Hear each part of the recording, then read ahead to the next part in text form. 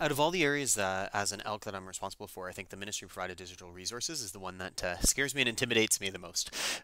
We have a number of issues in our board, and some of those issues really do have an impact on how we use these resources. So the scale and the breadth of the number of resources available means that we're really splitting ourselves in a number of different directions. So I'll try to outline some of the plans that we have. In terms of the OERB, we've integrated the OERB into our D2L learning platform so that when teachers actually go into D2L, they're able to find OERB resources and bring them right into their course shells. I think that'll help with the uptake of OERB because now there's a platform for hosting the content that you find and incorporating it into your lessons. So I think that's a really good step forwards that we've taken. In terms of kind of the future with the OERB stuff, I'm excited about it getting integrated into D2L because I really do see using the Learning Object Repository as an easier way to incorporate it. Right now it's a bit clunky, but it works. So we're looking at that for sure. Last year we moved all of our OESS, the OESS rep and the OSAPAC stuff got moved into our Learning Commons at a system level and is still headed up by Lisa Neal overseeing the Learning Commons. So she actually still has an active role with that. And what we're looking at is getting the people over at the Learning Commons more responsible for providing that training and support for teachers. They actually distribute the software now to teachers as well as the licenses when necessary. And we've slowly started getting them to take on some of the training roles. In our board, we don't run formal PD training sessions on software titles. We found that the end goal of getting more teachers to use the software productively really wasn't being met, that we would have the odd teacher come in and maybe make some use of it with their classes, but that the majority of teachers would come to the information session, never actually sit down at a computer lab with their kids after the fact. And so really we weren't actually seeing good bang for our buck. We were spending a lot of time on training and not seeing a lot of actual results in terms of classroom use. Which brings us to one of actually the biggest stumbling blocks. The amounts of technology and the access to technology in our schools really varies widely, and we have had a number over the years, a number of issues with our network as well as with our computers, and that has seen a lot of struggle and strife around making use of many of the OSAPAC titles. One of the biggest problems that we have is just in some of our schools, to log into a computer, you could be looking at 15-20 minutes before it actually logs you into the system so the students can start doing work. And as a result, teachers have just abandoned using the computers altogether. In addition, our board is moving very quickly to a bring your own device platform. And in the BYOD world, these software titles aren't going to be as prevalent. And so a lot of time and effort has been spent on looking at web-based tools, Web 2.0 tools, and things like Bitstrips has been really helpful for showing where OSAPAC is going and where we as a board then can be going with them. But a lot of the more traditional titles that are computer-based, that requires the student to be in the classroom in a computer lab, we've had a number of barriers to access that have prevented good uptake and use of it.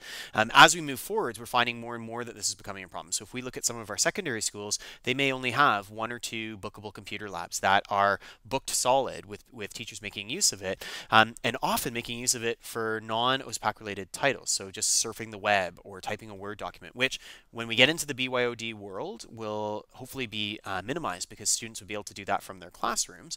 But as a result, the labs are often inaccessible to a lot of different classes. And so we haven't been able to see the great gains that we'd like to with the software. As I said, we're working with our Learning Commons folk to try to get back into the training game with teachers and providing with that support that they need to be successful.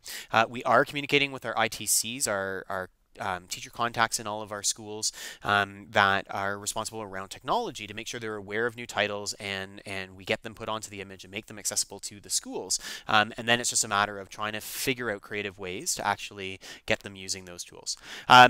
The new tool, things like ArcGIS, which I know isn't new, but we've been hearing a lot more about it and seeing a lot more training. We're looking at some strategies around how to get our guidance heads involved in some training so that they can actually see what the product can do for them and start talking about potential ways to make use of it. And that brings us into that last piece, which is around potential contract issues as we go forwards this year. We really do have some plans around doing some independent learning and some individual training online usually, trying to provide those resources to teachers because we are cognizant of the fact that after school training may or may not be taking place. We don't have as good uptake. We're finding not as much willingness to necessarily participate outside of school hours in training sessions on software and its use. So we're trying to come up with some creative ways around leveraging those tools. Things like math gizmos and science gizmos, so the gizmos, are great, and we've really been working with our teachers on making use of those and incorporating them into their courses. And in fact, we just finished having a discussion with a vendor who was trying to sell us something that essentially was gizmos and Learn 360 tied into one. So we've tried to show them how we could actually incorporate Learn 360 and gizmos to meet those same needs and push that all inside of D2L. We've also been trying to talk with Explore Learning to see if they'd be able to migrate some of their tools over from Flash into HTML5 because a lot of our schools are starting to buy iPads, and that's then a new barrier that's being presented, is the fact that iPads won't run the Flash-based software. So we're working on a number of fronts on trying to overcome those challenges. Definitely trying to promote as much as we can the use of ministry-provided digital resources and show the benefits. The last piece is our parental engagement. So we are bringing in our parental engagement consultant to work on promoting the use of some of these tools that are available for student take-home rights, things like Tinkerplots and Geometry Sketchpad, gizmos, for example, so that he can actually engage our parents and have them asking the teachers for those tools as well, as supports for the math science curriculum and bitstrips for literacy. Just trying to actually leverage all those tools so that we have the pressure coming from parents asking for things, we have the supports in place with our Learning Commons folk, and we have the word going out through all of our normal program channels, facilitator channels, and administrative channels. So we are working steadily at it and just trying to overcome some of the technological issues that we're experiencing in our board as we grow and change priorities.